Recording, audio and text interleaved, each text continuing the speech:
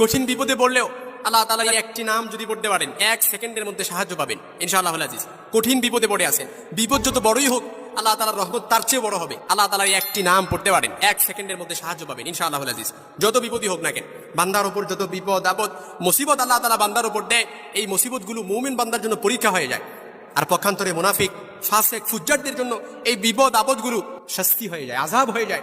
এজন্য যত বিপদই হোক আল্লাহ তাআলা একান্ত হয়, আল্লাহর স্মরণে অন্তর প্রশান্ত হয়, আল্লাহর স্মরণে কলব প্রশান্ত হয়, এটা মুমিন ভালো করেই জানে।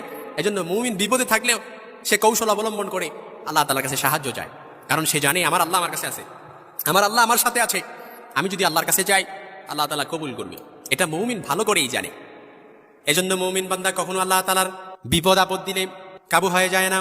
বিপদে আছেন, একটি নাম পড়বেন আগিসনি ইয়া রহমান, এই নামটা একেবারে সহজ। আগিসনি ইয়া রহমান এই নামটা পড়বেন, আগিসনি ইয়া রহমান এই নামটা